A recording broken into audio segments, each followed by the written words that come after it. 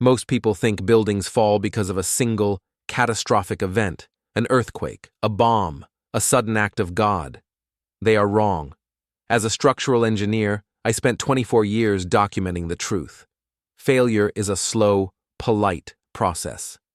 It begins with a hairline fracture in a load-bearing column, a bit of moisture seeping into a rusted rebar, or a bolt that was tightened a fraction too little. It is the accumulation of small, ignored stresses until the system simply forgets how to hold itself up. My life did not collapse because of a tragedy. It collapsed because the people I trusted decided to see how much weight I could carry before my spine snapped. I sat at the head of the mahogany table in Hugh's dining room, watching the way the light caught the amber liquid in his glass. Hugh always liked expensive things, especially when they were paid for by someone else's labor. He was my older brother by 4 years, a man built of broad shoulders and an even broader sense of entitlement. He managed our grandfather's rental properties with the kind of casual arrogance that suggested he had built the foundations himself, rather than merely inheriting the deed. "You're too tense, Graham," Hugh said, his voice booming in the way that always made the fine china rattle. He pushed a heavy crystal decanter toward me. "Drink. It's the good stuff. You spend too much time looking at blueprints and not enough time enjoying the view. It's making you brittle." I looked at the brandy. It was dark, viscous, and expensive. Beside Hugh sat our cousin Marcus and a man named Miller who handled the maintenance contracts for the estate. They were smiling at me with the practiced warmth of a predator watching a trapped animal. I could feel the atmospheric pressure in the room shifting.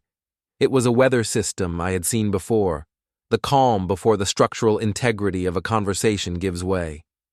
"I have an early start tomorrow," I said, my voice flat and controlled. "The city is checking the stress limits on the bypass. I need a clear head." "The city can wait," Marcus chimed in, leaning forward. He was a small, wiry man who survived by attaching himself to larger, more aggressive personalities, like Hugh. "We're family. We're discussing the future. The estate needs a bit of a shuffle, Graham. You know how it is. Tax laws changing, liquidity issues. We just need your initials on a few clarifying documents to keep the gears turning." He slid a folder across the table. It was thick, bound in professional blue cardstock. I didn't open it. I knew the weight of it.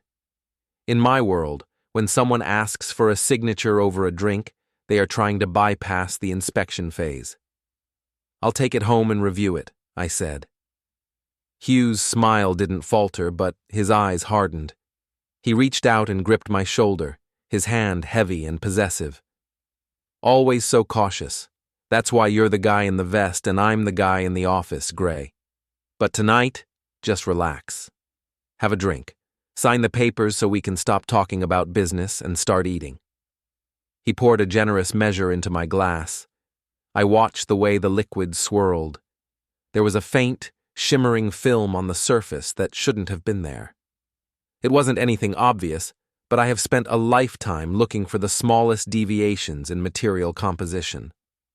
I looked up and saw my niece, Molly, standing in the doorway.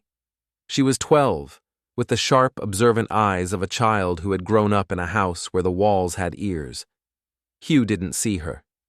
He was too busy laughing at a joke Miller had just made. Molly caught my eye and walked over, pretending to adjust a vase on the sideboard behind me.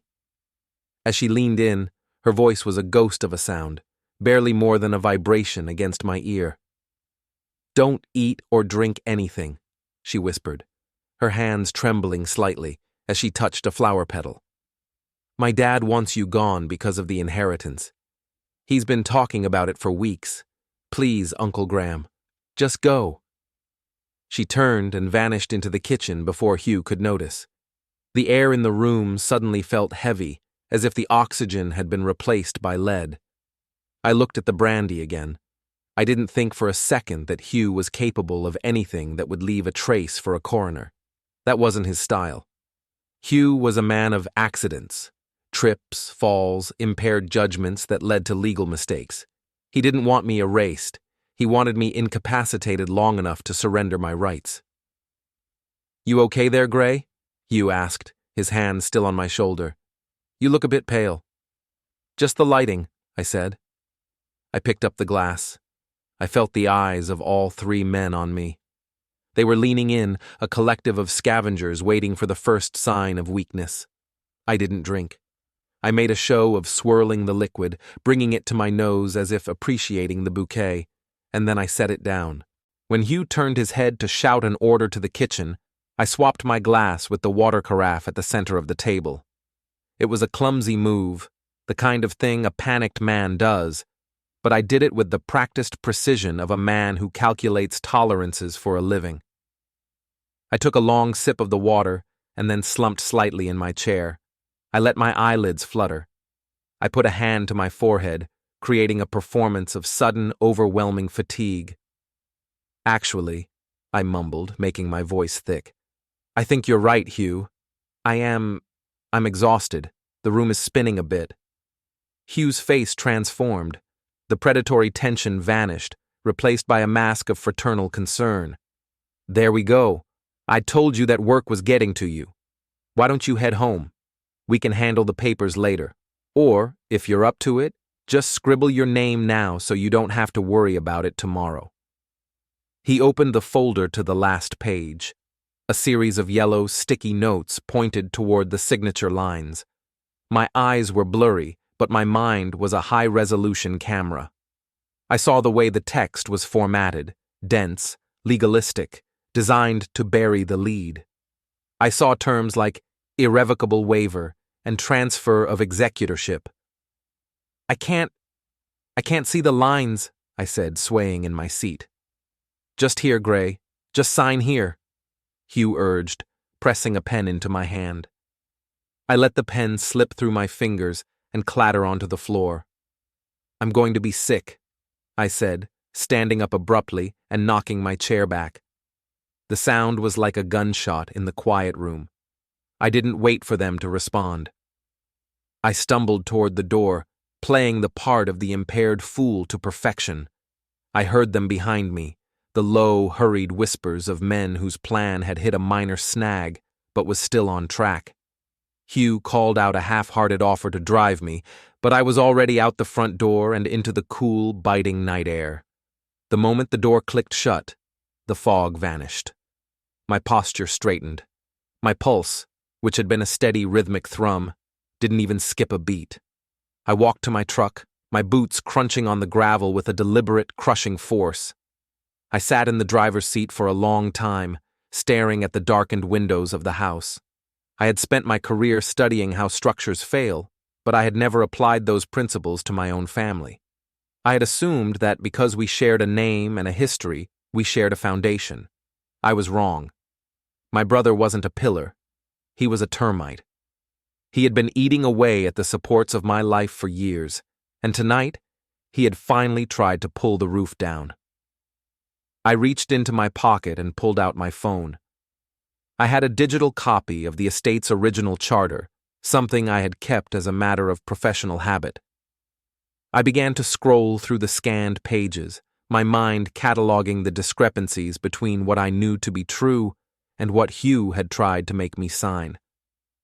Then I saw it, hidden in the metadata of a recent filing on the public records site, a digital estate addendum. It was a document I had never seen, never discussed, and certainly never authorized. It was a supplemental agreement that moved the bulk of our grandfather's physical assets into a private holding company controlled solely by Hugh. The timestamp on the document was from 3 days ago. Beneath the signature line, there was a name. Graham Wallace. It was my signature. It looked like my signature. It had the same slight tilt to the G and the sharp abbreviated finish on the E. But I hadn't signed a single piece of paper for Hugh in over a year. A cold, hard clarity settled over me. This wasn't just a push for a signature over dinner. That had been the backup plan, the insurance to cover the tracks of a crime that had already been committed. Hugh hadn't just been trying to trick me tonight. He had already stolen the ground I was standing on. I looked back at the house. The lights in the dining room were still on, casting long, distorted shadows across the lawn. They were probably in there now, celebrating their perceived victory, laughing at the brother who was too weak, too careful, and too slow to see the collapse coming. They didn't realize that an engineer doesn't fight a collapse by holding the building up with his bare hands. An engineer understands that once a structure is compromised beyond repair, the only logical step is a controlled demolition. I put the truck in gear and backed out of the driveway. I didn't need a lawyer yet. I didn't need the police. I needed to map the failure points. I needed to see exactly which bolts were loose and which beams were rusted through. Hugh thought he was the architect of my ruin, but he had forgotten one very important thing. I was the one who knew how to read the blueprints. As I drove away, I felt the first hairline crack form in the life Hugh had built for himself. It was small, invisible to the naked eye, but it was there. And I was going to make sure it widened until everything he valued came crashing down. There is a specific kind of silence that exists in a storage facility at 3 a.m. It is not a peaceful silence. It is the heavy, compressed air of thousands of forgotten lives packed into corrugated steel boxes. The facility was located on the industrial edge of the county, a grid of orange doors and gravel paths that felt like a graveyard for ambitions. I pulled my truck into the shadows of the perimeter fence, keeping the headlights off. I didn't want to attract the attention of the night manager, a man named Henderson who had been on Hugh's payroll for as long as I could remember. I sat in the cab for a moment, the engine ticking as it cooled. My mind was overlaying the digital scan I had seen on the public records site with the physical reality of the documents I knew were stored in Unit 412.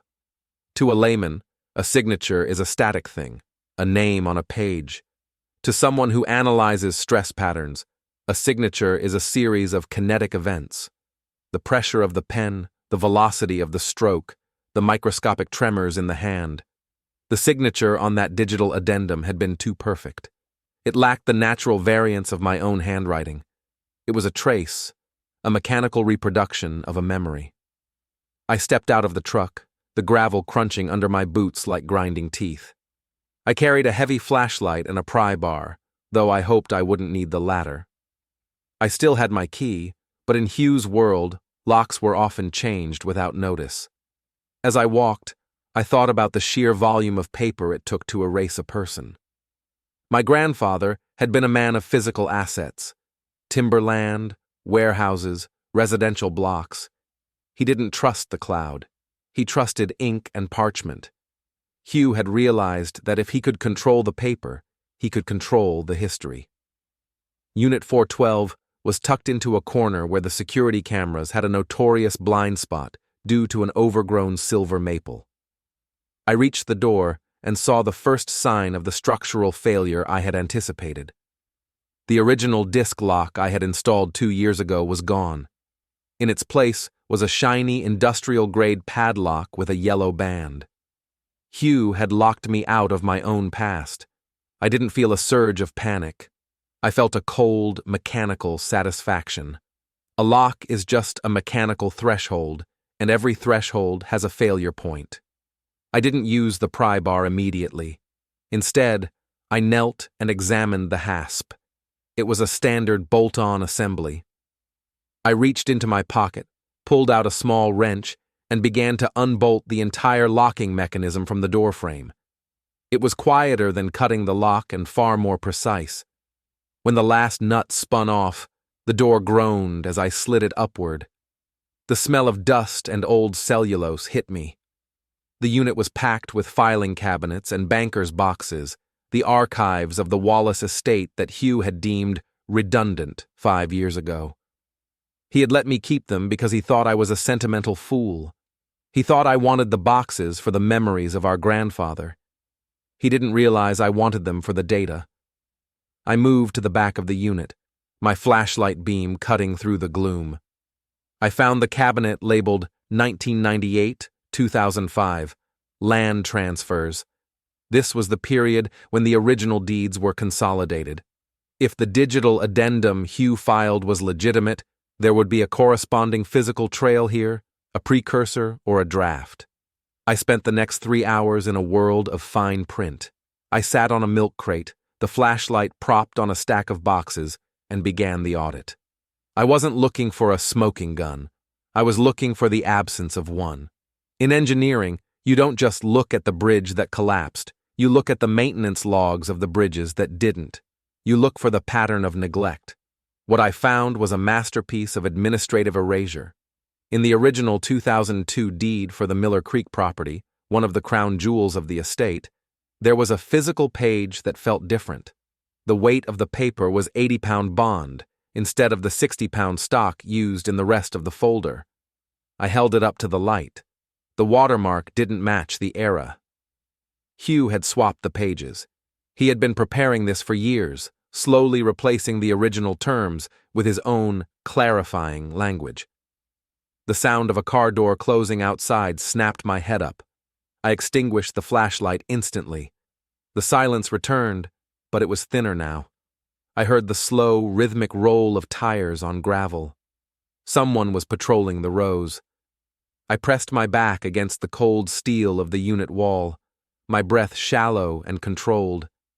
The light of a different vehicle swept across the gap at the bottom of the door. It stopped directly in front of Unit 412. "I know you're in there, Graham," a voice called out. It wasn't Hugh. It was Miller, the maintenance contractor from the dinner. His voice lacked the booming confidence of my brother. It was thin, jagged, and strained. "Henderson saw your truck on the monitor before you cut the lights," Miller said. I heard him step out of his vehicle. "You shouldn't be here. Hugh said you weren't yourself tonight. He said you might try something reckless." I didn't answer. I reached for the pry bar, not as a weapon, but as a tool for leverage. I wasn't going to be trapped in a box. "Come on out," Miller said, his voice closer now. I could hear him touching the door. "Hugh just wants to talk. He's worried about you. You've had a rough night. Just give me whatever you took, and we can go back to the house and straighten this out." The door rattled. Miller was trying to lift it, but since I had unbolted the hasp from the inside, the alignment was off. The door was jammed against the track.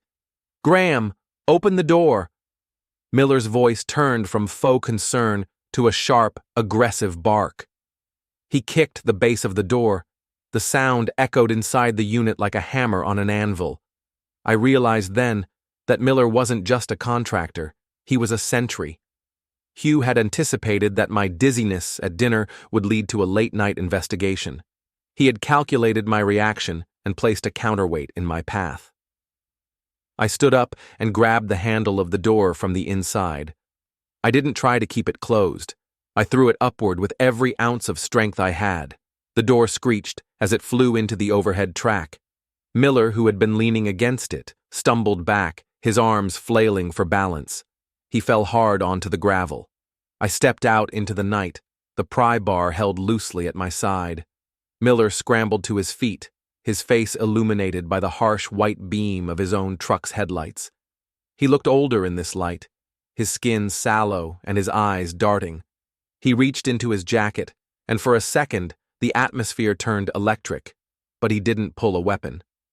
He pulled a heavy galvanized pipe, a piece of debris from one of his maintenance sites. "You're not taking those files, Graham," Miller said, his voice trembling. Hugh made it clear. "Those are estate property. You're trespassing." "This is my unit, Miller," I said, my voice coming out as a low, steady growl. "My name is on the lease. My grandfather's name is on these boxes. You're the one standing in the dark with a pipe." "Hugh is the executor," Miller shouted, stepping forward. He swung the pipe in a wide, clumsy arc. It wasn't meant to connect.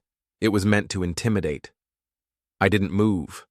I have stood on construction sites where tons of steel were swinging inches from my head. I know how to judge momentum. I watched the pipe whistle past my chest.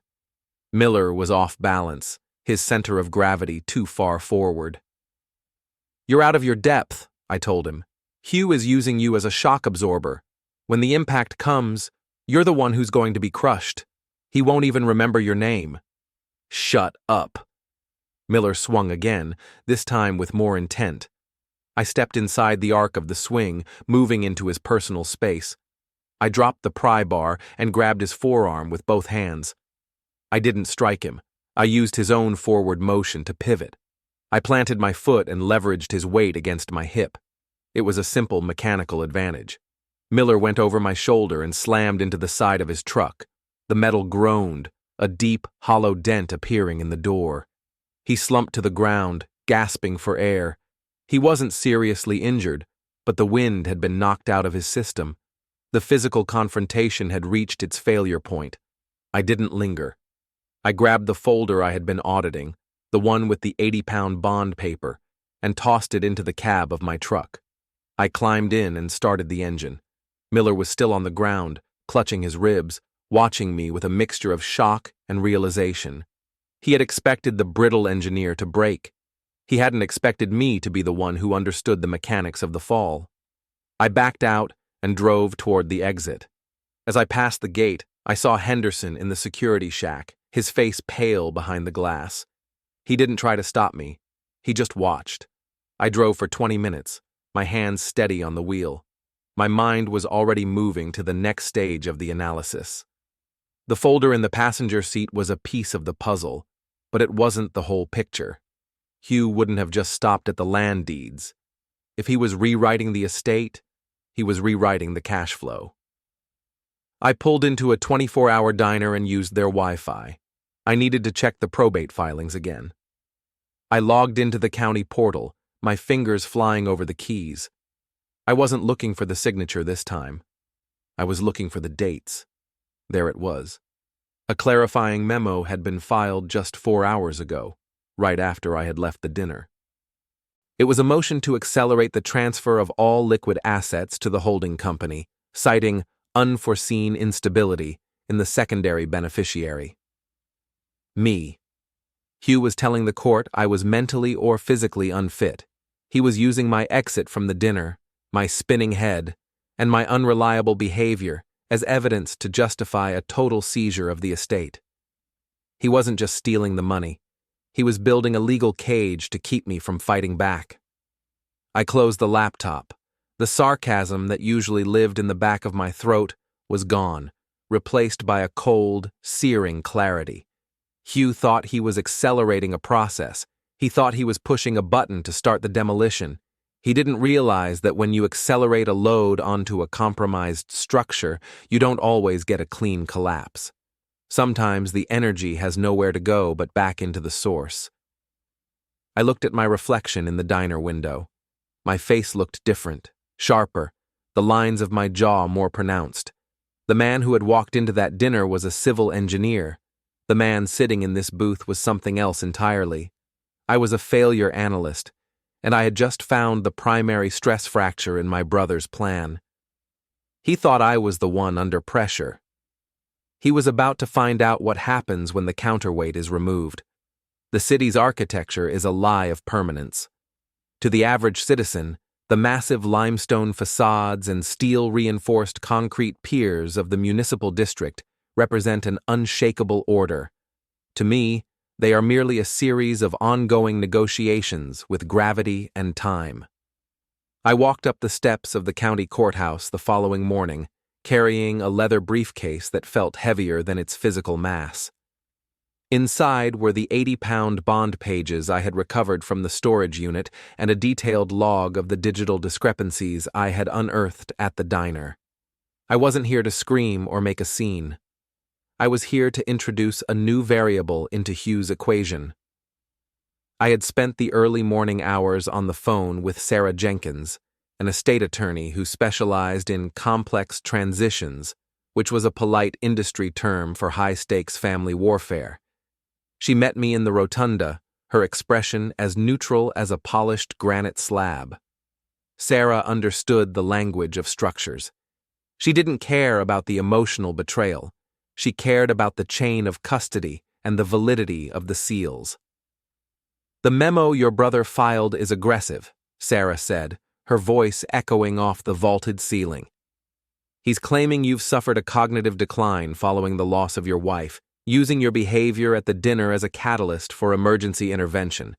He wants to move the assets into a protected trust, where he is the sole decision-maker. It's a classic squeeze play. He's trying to build a cage out of paper, I said. But he's using faulty materials. I need a forensic accountant and a formal challenge to the handwriting on the addendum. I've already contacted a firm, she replied, checking her watch. But you need to understand something, Graham. Hugh has been the face of the Wallace estate for a decade. He has the social capital. To the probate judge, he's the stable brother protecting the grieving eccentric engineer. We aren't just fighting a document. We're fighting a narrative. Narratives don't support weight, I said. Evidence does. By noon, the counter-offensive was in motion. We filed a formal contest to the clarifying memo, but I didn't stop there. I knew Hugh's weakness. He required the appearance of absolute control. He thrived on the assumption that I would retreat into my blueprints and let the lawyers handle the messy parts. He didn't expect me to step onto the construction site of his own life and start pulling at the loose threads. My next stop was Molly's school. I had called ahead to arrange a meeting with the school counselor, a woman named Mrs. Harris, who had always looked at Hugh with a certain degree of suspicion. I sat in a small office decorated with motivational posters and children's drawings, feeling out of place in my work boots and grease-stained jacket. Molly was brought in a few minutes later. She looked small in the oversized chair, her eyes darting to the door as if expecting her father to burst through it. "Molly," I said softly, "I need you to tell Mrs. Harris what you told me at dinner about the brandy, about what your father said." Molly looked at the counselor and then back at me. I could see the internal struggle, the weight of loyalty versus the weight of the truth. It was a load no 12-year-old should have to carry. "He said Uncle Graham was the only thing standing in the way," Molly whispered. Her voice was steady, despite the trembling of her hands. "He said if Uncle Graham had an episode, that everything would be easier. He told Mr. Miller to make sure the drink was prepared so you wouldn't be able to argue when the papers came out. He didn't want to hurt you, Uncle Graham. He just wanted you to go away for a while so he could fix the money." Mrs. Harris was taking notes, her face tight. "And has your father mentioned the estate or the inheritance before this, Molly?" "He has maps," she said. "In his office. He draws lines over the properties. He says the Wallace name is being wasted on old buildings and that he's the only one with the vision to modernize. He calls Uncle Graham the anchor. He says anchors are only good for keeping things from moving." I felt a cold pulse of resolve. Hugh viewed me as a weight to be cut loose. He didn't realize that an anchor is also the only thing that keeps a ship from smashing against the rocks during a storm.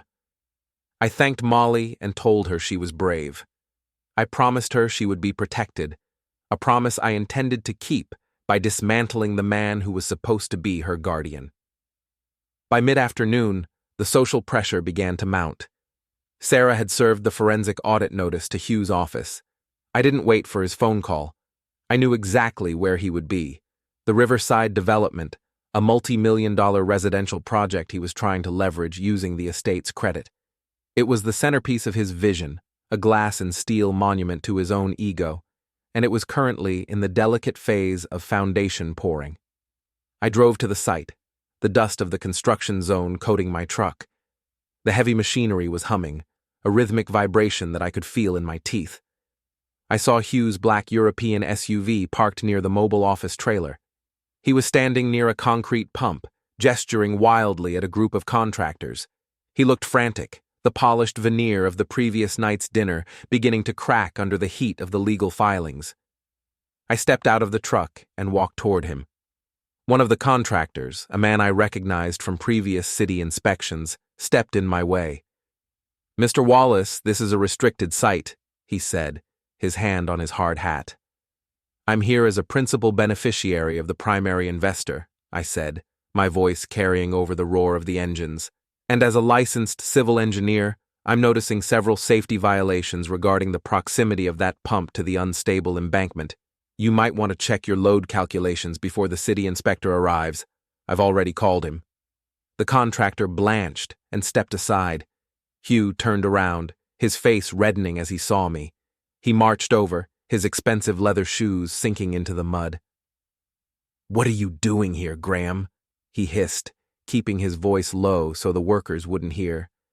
"You have no right to interfere with this project.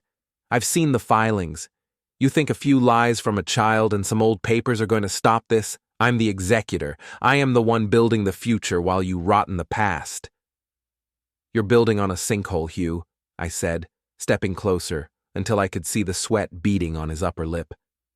"I'm not talking about the geology. I'm talking about the fraud. The forensic accountant is going through the holding company records as we speak. They're looking for the 80-pound bond paper. They're looking for the digital traces of the forgery you filed last night." Hugh laughed, but it was a hollow, brittle sound. "You're delusional. You're proving exactly what I said in the memo. You're unstable. You're harassing me at a job site because you can't handle the fact that Grandpa trusted me with the business." "He trusted you with the management," I corrected him. "He trusted me with the integrity, and right now, your integrity is at 0. Hugh's hand shot out, grabbing the lapel of my jacket. He tried to shove me back, a physical display of dominance meant to rattle me. I didn't move. I lowered my center of gravity and stayed as rooted as a pylon. "Get off my site," Hugh snarled, "before I have you removed by force." "The site is being frozen, Hugh," I said calmly. "The court issued a temporary injunction an hour ago based on the evidence of asset dissipation. No more concrete. No more credit. The machinery stops now." As if on cue, the foreman walked over, holding a tablet. "Mr. Wallace, we just got a notification from the bank. The funding draw for today's pour has been flagged. We have to shut down the pump."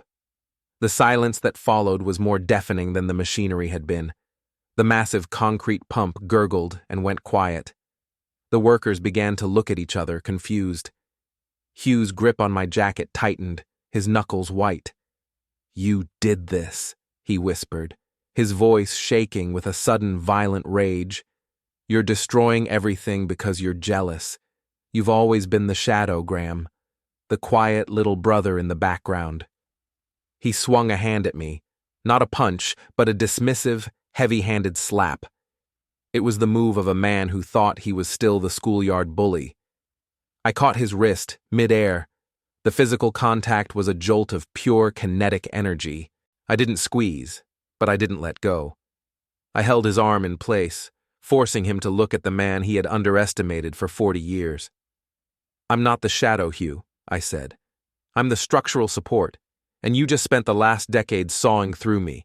You thought I wouldn't notice because I was quiet, but quiet doesn't mean blind." I released his wrist with a sharp flick, sending him stumbling back toward the mud.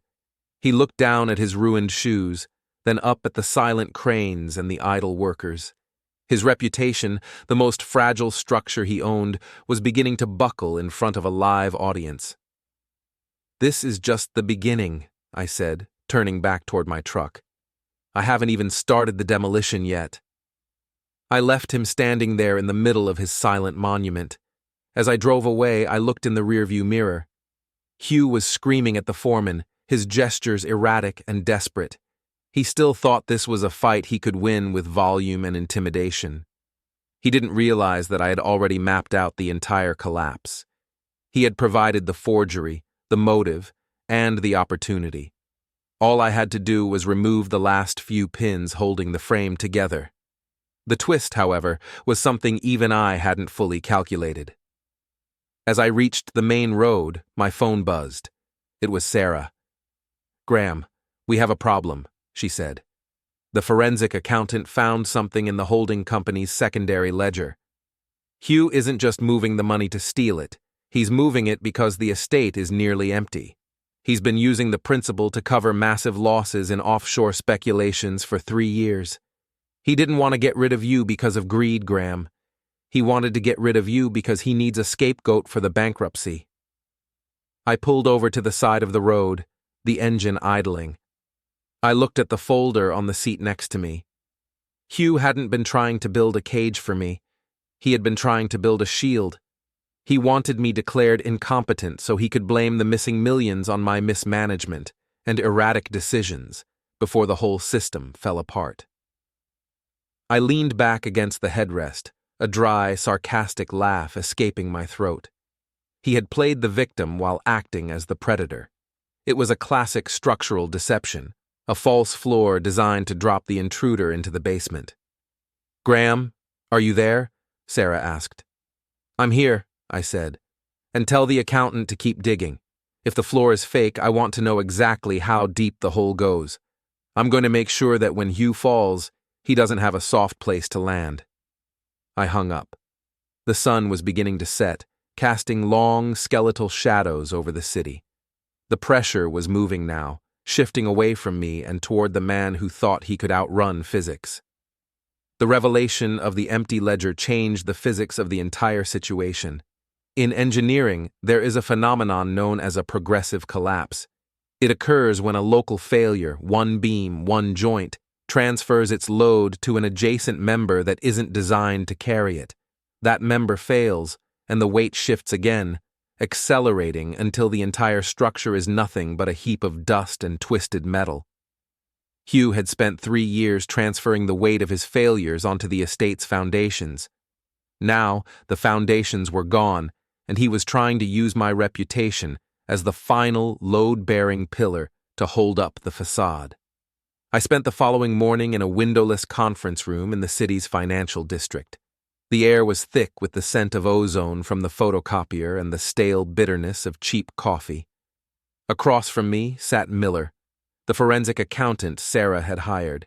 He was a man who lived in the world of decimal points and audit trails, and he looked at the spreadsheets on his screen with the same grim fascination I reserved for a cracked bridge piling. "It's a shell game, Graham," Miller said, tapping a pen against a particularly jagged line on a graph. Hugh didn't just lose the money. He actively concealed the losses by creating a secondary set of books that showed the rental properties were yielding a 15% higher return than they actually were. He used the inflated projections to secure high-interest loans, which he then used to pay off the interest on previous loans. It's a circular system. It's a perpetual motion machine of insolvency. "And the signature?" I asked. "The digital addendum," Miller nodded. "The one that moves all the remaining physical assets into the holding company." He needed that because the banks were finally starting to ask for collateral. He didn't just want to frame you for the mismanagement. He needed your name to guarantee the debt. If you were declared incompetent, he could act as your guardian and sign off on the destruction of your own credit to save his own skin. I looked out the window at the skyline. I could see the skeletal cranes of the riverside development in the distance, idle against the gray sky. Hugh had built a palace of glass on a foundation of air. He thought he was playing a game of high-stakes poker, but he was actually just ignoring the laws of structural integrity. "Can we prove he knew?" I asked. "We can prove the forgery," Miller said. "But more importantly, we can prove the timing. He filed the incompetence memo the same hour he tried to get you to sign the physical documents at dinner. He was creating a bifurcated reality. If you signed, he had the paper. If you didn't, he had the memo saying you were too far gone to know what you were doing. Either way, the assets were going into that holding company." I stood up, my joints popping. I felt a strange sense of lightness. For years, I had carried the burden of being the difficult brother, the one who was too focused on the rules, too rigid, too unyielding. I had been the anchor, just as Molly had said. But an anchor's job isn't just to hold things in place, it's to provide a fixed point in a shifting environment. "Prepare the report," I told Miller. "And Sarah, I want the family meeting moved up to tonight. I want everyone in the same room. Hugh, Marcus, the accountant, and the cousins. I want the full audience." "Graham, that's risky," Sarah cautioned. "Hugh is cornered. A cornered man doesn't follow the rules of engagement." "He doesn't have to follow the rules," I said. "He just has to follow the gravity." The meeting took place in the library of the main estate house, the house where our grandfather had built a legacy out of honesty and hard work. The room was lined with leather-bound books that no one had touched in decades, their spines cracked and faded. Hugh arrived last, flanked by Marcus. He was wearing an expensive suit, but his tie was slightly askew, and there was a frantic, vibrating energy in his movements. He looked like a machine whose internal gears were beginning to grind against one another. "This is an outrage," Hugh announced as he entered, his voice echoing off the mahogany paneling. "Graham, you have no authority to call this meeting. The probate court is currently reviewing your status. This is a violation of the very process you claim to respect." I sat at the head of the table, my hands folded. I had the forensic report in front of me, a thick stack of paper that represented the total sum of Hugh's deceptions. "Sit down, Hugh," I said quietly. The tone of my voice stopped him. It wasn't the voice of the younger brother who took the jokes and the dismissive taps on the shoulder. It was the voice of a senior engineer delivering a final safety report on a condemned building. Hugh sat, his eyes darting around the room, looking for an ally. Marcus was looking at his shoes. The other cousins were silent, sensing the shift in the room's atmosphere. "For 3 years," I began, my voice steady and rhythmic, "this estate has been subjected to a deliberate process of destabilization. We were told the rental markets were softening. We were told the maintenance costs were rising. We were told that we needed to consolidate our assets for our own protection. None of that was true." I slid the first page of the report toward the center of the table. "These are the offshore accounts. These are the speculative losses. And this," I slid a second page, "is the forgery of my signature on the December addendum." Hugh didn't even look at the papers. He leaned forward, his face inches from mine. "You're a liar, Graham. You're a bitter, broken man who can't stand to see someone else succeed. You've been in a tailspin since you lost your wife, and now you're trying to take the whole family down with you." "I'm not taking the family down," I said. "I'm clearing the site. You see, Hugh, the mistake you made wasn't the greed. It was the assumption that I was a passive element in your design. You thought I was a weight you could move around on the floor plan, but I'm the one who knows how the floor is built." I looked at Marcus. "How much did he promise you, Marcus? A piece of the Riverside development? A percentage of the holding company?" Marcus shifted uncomfortably. "I don't know what you're talking about, Graham. Hugh said you were having a hard time." "Hugh is currently $10 million in arrears," I said, the number hitting the room like a physical blow. The silence that followed was absolute. "The estate is effectively insolvent. The only thing keeping the banks from seizing this house right now is the fact that the audit hasn't been finalized. Hugh didn't want to protect the family. He wanted to use our names to buffer his own bankruptcy." The reaction was immediate.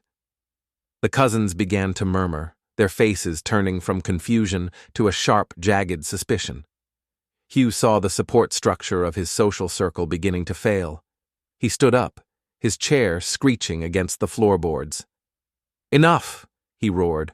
He lunged across the table, his hands reaching for the report, his face a mask of primal, unadulterated panic.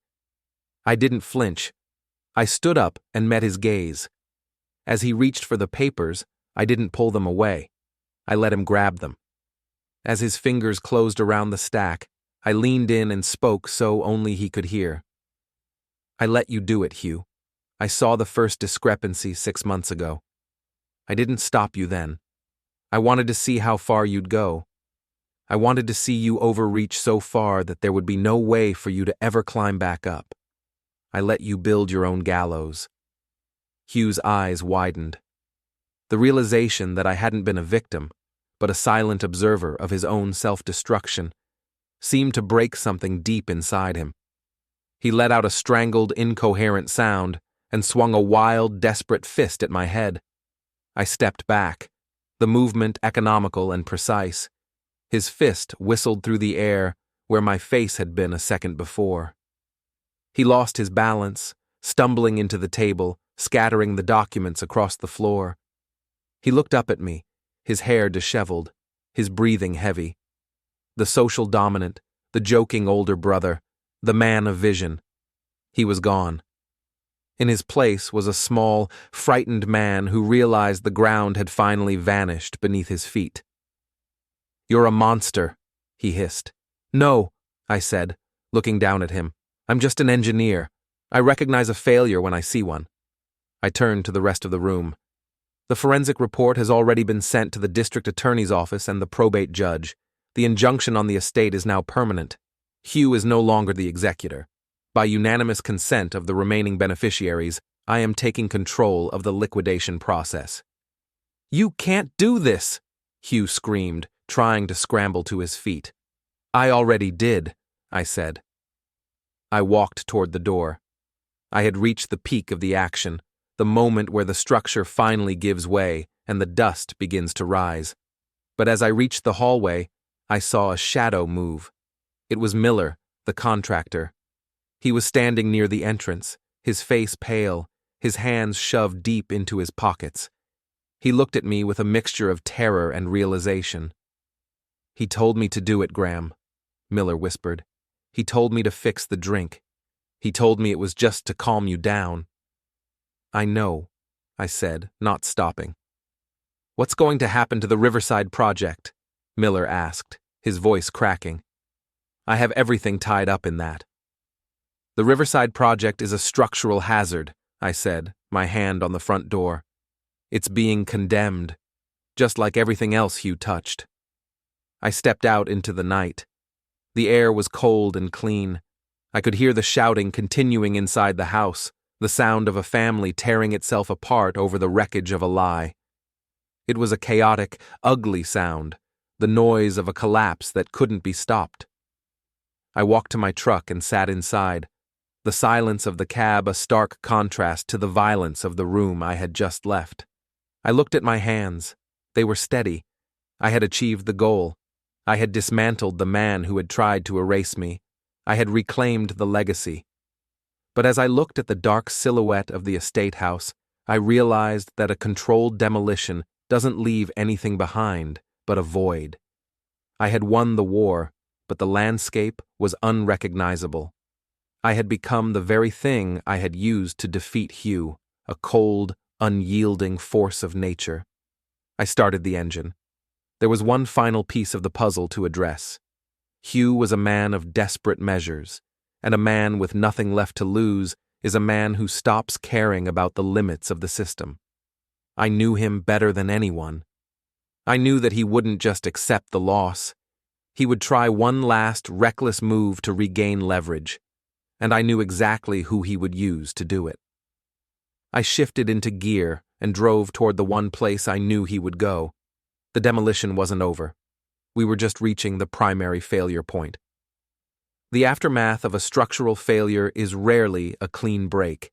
It is a lingering, unstable mess of tension and precarious geometry. By the following morning, the legal demolition of Hugh's empire was well underway. The court audit had moved with a velocity that suggested the system had been waiting for a reason to purge him. His status as executor was not just suspended, it was shredded. Every asset associated with the Wallace name was frozen, locked behind the cold, impersonal gates of a judicial receivership. I stood in my kitchen, watching the steam rise from a cup of black coffee. My phone had been vibrating for an hour. Messages from contractors who hadn't been paid, cousins who were suddenly realizing their college funds were tied up in Hugh's offshore speculations, and journalists who had caught wind of the civil engineer versus the property mogul narrative. I ignored them all. I was focused on the stress load. I knew that when a man like Hugh loses his identity, the suit, the office, the social dominance, he doesn't just go away.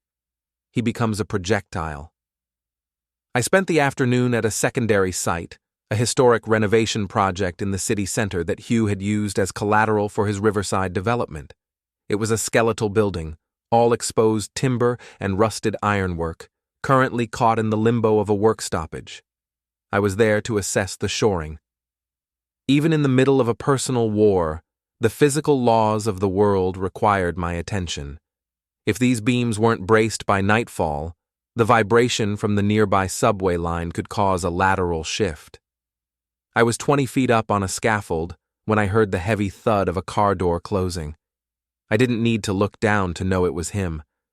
The engine of his SUV had a specific, high-pitched whine, a mechanical sign of a turbocharger that was being pushed too hard and maintained too little.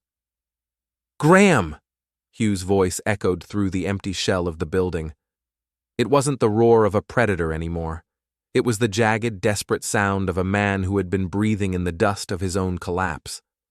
I climbed down slowly, my boots ringing on the metal rungs. I reached the concrete floor and turned to face him. Hugh looked like a different person. His suit was rumpled, his hair was a chaotic mess, and his eyes were rimmed with a manic, sleep-deprived intensity. He wasn't carrying a briefcase today. He was carrying a heavy, rusted crowbar he must have picked up from the debris pile near the entrance. "The bank just called," Hugh said, his voice shaking. "They're foreclosing on the house, not the estate house, my house, the one Molly lives in. They said the cross-collateralization clauses were triggered by the audit." "I told you the floor was fake, Hugh," I said, keeping my distance. "You signed those clauses yourself. You gambled the roof over your daughter's head on a project you knew was a sinkhole." "I was going to fix it," he screamed, swinging the crowbar into a stack of drywall. The white powder exploded into the air, coating his shoes. "I just needed more time. If you hadn't gone to the court, if you hadn't whispered in Molly's ear, I could have bridged the gap. Now there's nothing. No credit, no reputation, no home. You've turned me into a ghost." "You did that yourself?" I said. "You spent 3 years erasing the reality of your finances. You can't blame the mirror for showing you the wreckage." Hugh lunged forward. He didn't swing the crowbar at me, he swung it at a temporary support post. The iron clanged against the timber, sending a shudder through the scaffolding above us. "Stop it, Hugh," I warned. "That structure isn't stabilized." "Good," he yelled, his face contorting. "Let it come down. Let it all come down on both of us. You love your calculations so much? Calculate this." He swung again, more violently this time. The support post groaned. High above, a loose pile of masonry began to shift. I could hear the grit sliding, the precursor to a localized collapse. I looked at the ceiling and then back at my brother. He was blind to the physics of the room. He was so consumed by his own internal failure that he couldn't see the literal failure he was triggering. "Hugh, move to the left," I said, my voice dropping into the calm, authoritative tone I used on failing job sites. "The masonry is shifting. The vibration from the post is moving the load. Don't tell me what to do." Hugh took another step toward the support, his arm pulled back for a third strike. The shift happened in a fraction of a second. A heavy stone lintel, loosened by the impact, slid from its perch 3 stories up. It didn't fall directly on him, but it struck the edge of the scaffolding, causing the entire metal frame to buckle and lean inward. A cascade of bricks and dust followed, a sudden heavy curtain of debris. Hugh froze. He looked up, his mouth hanging open as the shadow of the falling metal swept over him. I didn't think. I didn't calculate the risk. I moved across the floor, my boots skidding on the dust, and tackled him. I hit him low, my shoulder driving into his ribs, and we both tumbled into a shallow service trench just as the scaffolding slammed into the concrete where he had been standing. The noise was absolute, a grinding, shrieking symphony of twisting steel and shattering stone. A cloud of thick, gray dust billowed through the building, obscuring everything. For a moment, the only sound was the settling of smaller debris and the frantic, shallow breathing of 2 men in a trench. I sat up, coughing, my lungs burning from the pulverized lime. Hugh was lying on his back, staring up at the twisted wreckage of the scaffolding. He wasn't hurt, but he was pinned by the realization of how close he had come to being crushed by the very chaos he had initiated. "Why?" he wheezed, his voice barely a whisper. "Why did you do that?" I stood up, shaking the dust from my jacket. I looked down at him, the man who had tried to impair me, defraud me, and frame me for his own ruin. "Because I'm not you, Hugh," I said.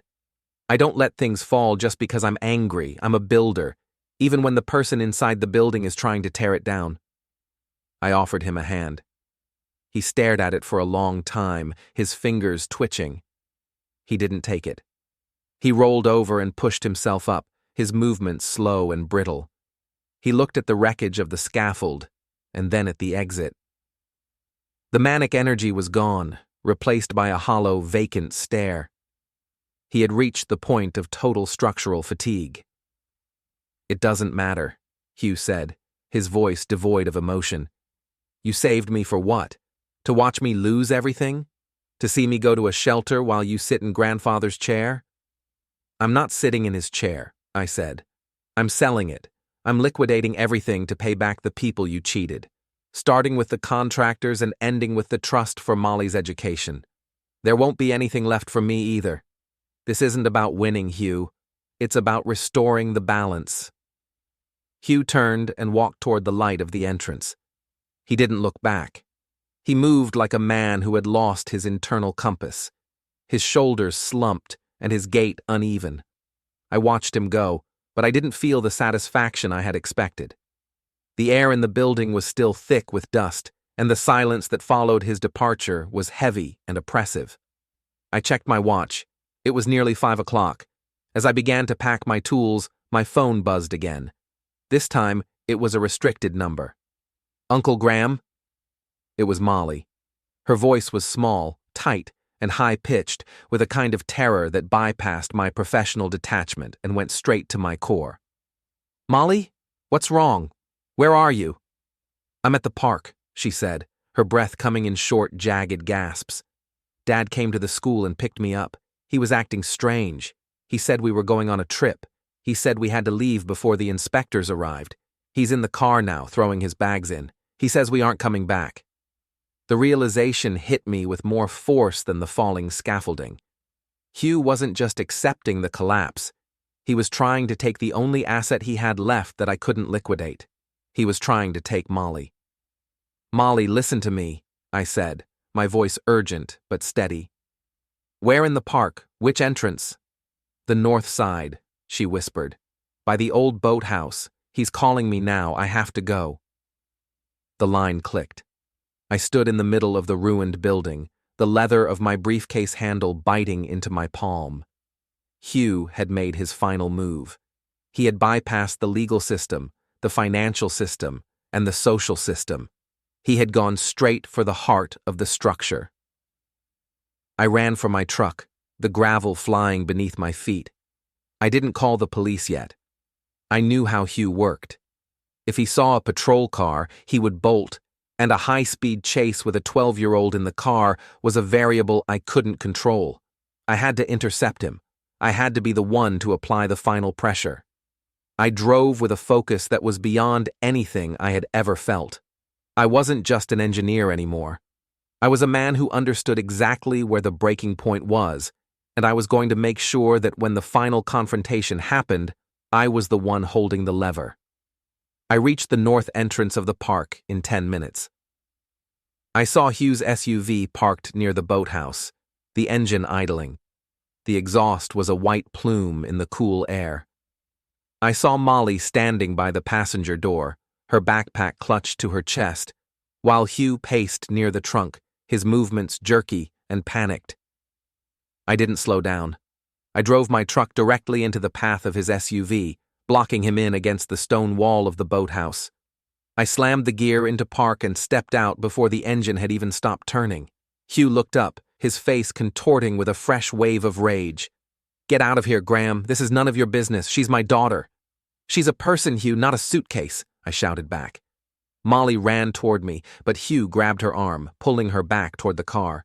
It was the same possessive, heavy-handed grip he had used on me at the dinner, but this time it was applied to a child.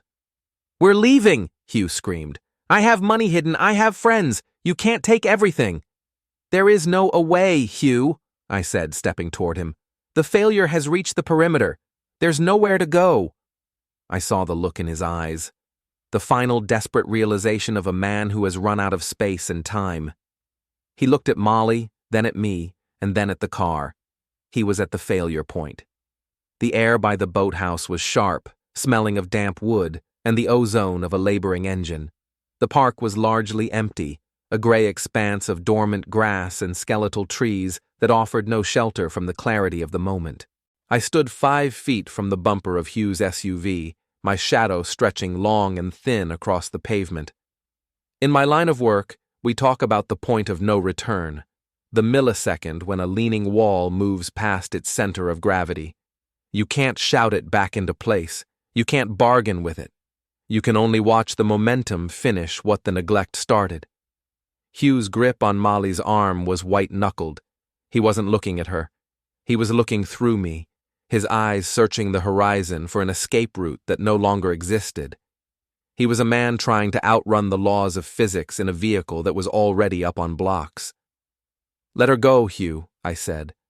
My voice was low, filtered through the same internal dampening I used when assessing a high-stress vibration in a bridge deck. The court order for the asset freeze includes a temporary custody injunction. If you put her in that car, you aren't just a failed businessman anymore. You're a fugitive. You're moving from a civil collapse to a criminal one. There's no coming back from that. "I'm her father," Hugh shouted, his voice cracking and hitting a high, frantic note. "You've taken my money, my reputation, my house. You don't get her too. You don't get to be the hero while I rot." "I'm not a hero," I said, stepping forward. "I'm the one who stayed behind to clean up the site. Look at her, Hugh. Really look at her." Molly was frozen, her face a mask of pale, silent terror. She wasn't crying, she was vibrating with the kind of high-frequency stress that precedes a total system snap. She looked at me, and for the first time, I didn't see the little girl from the dinner. I saw the final casualty of Hugh's ambition. Hugh followed my gaze. For a second, his grip loosened. The manic energy seemed to drain out of him, leaving behind a hollowed-out shell. But then he saw the movement of a park ranger's vehicle in the distance, the yellow lights flashing as it turned onto the perimeter road. The panic returned, sharper and more jagged than before. "No!" he screamed. He shoved Molly toward the passenger seat and lunged for the driver's door. "We're leaving! Now!" I didn't wait. I didn't calculate the risk of the impact. I moved with the explosive force of a compressed spring. I reached the driver's side just as Hugh slammed the door and fumbled for the gear shift. I grabbed a heavy iron lug wrench from the bed of my truck. I had forgotten I was still holding it, and I didn't swing it at him. I swung it at the front tire. The sound of the air escaping was a sharp, violent hiss, like a fading lung. The SUV slumped to the left, the rim grinding into the asphalt. Hugh roared in frustration, flooring the accelerator. The engine screamed, the smell of burning rubber filling the air as the lopsided vehicle shuddered but failed to gain traction. He was spinning his wheels in a hole he had dug for himself. I reached for the door handle and yanked it open. Hugh scrambled back toward the center console, his hands flailing. I didn't strike him. I reached in, grabbed the ignition key, and twisted it. The engine sputtered and fell silent. The silence that followed was heavy, a thick, suffocating weight that seemed to press the very air out of the cabin. "It's over," I said, leaning into the car. I wasn't angry. I was finished. "The structure is down, Hugh. There's nothing left to salvage." Hugh slumped against the steering wheel. He didn't fight me. He didn't even look up. He just let out a long, shuddering breath, the sound of a man who had finally run out of lies to tell himself. I reached across the seats and opened the passenger door. "Molly," I said, "get out of the car." She didn't hesitate. She scrambled out, her backpack catching on the doorframe for a second before she tore it loose. She ran to the edge of the stone wall, her breath coming in ragged gasps. I stepped back from the SUV, keeping my eyes on Hugh. He remained motionless, his forehead resting on the leather-wrapped rim of the wheel. He looked like a discarded blueprint, crumpled and forgotten. I walked over to Molly. I didn't hug her. I didn't offer empty platitudes. I stood beside her, a solid, unyielding presence. Is he going to be okay? She whispered, looking back at the slumped figure of her father.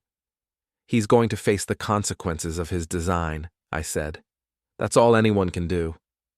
The park ranger's vehicle pulled up behind my truck, the tires crunching on the gravel. 2 officers stepped out, their expressions wary. They saw the disabled SUV, the weeping child, and the man with the lug wrench. I dropped the tool. I raised my hands slowly, showing them the palms. I wasn't a threat. I was the evidence. "Mr. Wallace?" one of the officers asked, his hand hovering near his belt. "I'm Graham Wallace," I said. "The man in the car is my brother, Hugh. He's the subject of the probate injunction filed this morning. I believe he's experiencing a total psychological breakdown."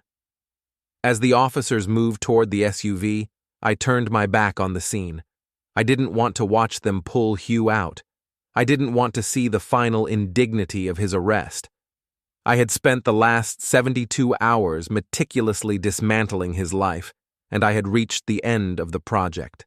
There was no more pride in it. There was only the exhaustion of a job completed. I walked Molly to my truck. I sat her in the cab and handed her a bottle of water. She took it with trembling hands. "Where are we going?" she asked. "To the attorney's office," I said. "Sarah is waiting. We're going to start the guardianship paperwork. You're going to stay with your aunt in the city for a while. It'll be quiet there. No maps, no dinner parties." I started the engine. I looked at the rearview mirror and saw the officers leading Hugh toward the back of their vehicle. He wasn't resisting. He moved with a strange, shuffling gait, his head bowed. He looked small. He looked like a man who had been built out of shadows and was now dissolving in the light. I drove out of the park, the tires of my truck humming on the pavement. I didn't look back. I focused on the road, on the speed limit, on the mechanical reality of the vehicle. I was an engineer again. I was moving from one point to the next, following the path of least resistance. We reached the city center as the lights were beginning to flicker on in the tall buildings. The skyline looked different tonight. The Riverside project was a dark gap in the sequence, a void where a monument to ego should have been. It would stay that way for a long time, a skeletal reminder of what happens when you ignore the limits of the material. I pulled up to the curb in front of Sarah's office. I sat there for a moment, my hands still on the wheel. I felt a strange sensation in my chest, not pain, but a tightness, like a bolt that had been turned one rotation too many. I had won. I had protected the inheritance. I had saved Molly. I had exposed the fraud. But as I looked at my reflection in the glass of the office building, I didn't see a victor. I saw a man who was as weathered and worn as the structures he studied. I had become the cold, unyielding force I needed to be to survive Hugh. I had excised the rot, but I had taken a lot of healthy tissue with it.